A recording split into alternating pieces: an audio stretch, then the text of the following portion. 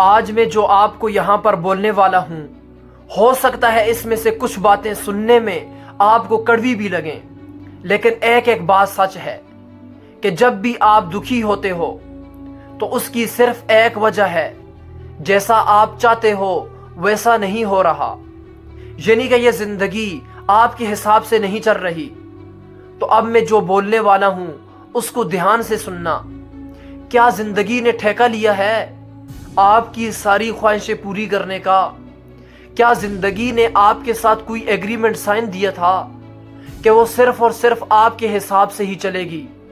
ارے میرے بھائی، چاہتیں آپ کی ہیں، خواہشیں آپ کی ہیں، تو اگر ان کو پورا کرنا ہے تو ان کی ذمہ داری بھی صرف آپ کی ہے۔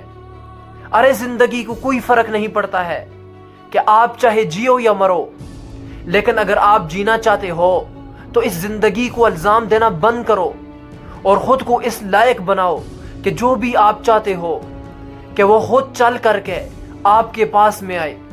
اپنے دماغ کو سلوشنز پر فوکس کرو، پرابلمز پر نہیں۔ بیٹھے بیٹھے بس روتے مت رہو، مجھے یہ نہیں ملا، مجھے وہ نہیں ملا، مجھے یہ چاہیے، مجھے وہ چاہیے۔ اگر بھائی رونا آ بھی رہا ہے تو رو لو، من کو ہلکا کر لو، لیکن اس کے بعد اپنے اندر سے پوری انرجی سے بولو، بس اب بہت ہو گیا، اب مجھے آگے بڑھنا ہے۔ ابھی تو ٹھیک سے میں نے زندگی کی شروعات بھی نہیں کی ہے، ابھی تو آگے پتہ نہیں کیا کیا کرنا ہے۔ آپ کے اندر طاقت کی کوئی کمی نہیں ہے، بس اس طاقت کو پوری طرح سے سمیٹ کر کے اکٹھا کرنا ہے اور ایک جگہ پر فوکس کرنا ہے۔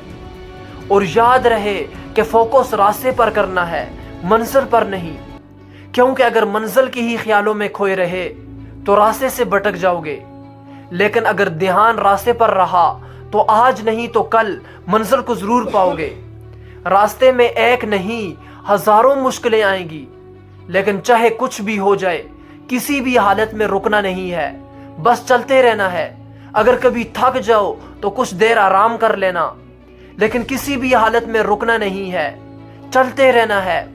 کبھی گزرا ہوا کل تو کبھی آنے والا پل آپ کو روکنے کی پوری کوشش کرے گا، کبھی رلائے گا تو کبھی ڈرائے گا، لیکن آپ کو رکنا نہیں ہے، بس چلتے رہنا ہے، بس چلتے رہنا ہے۔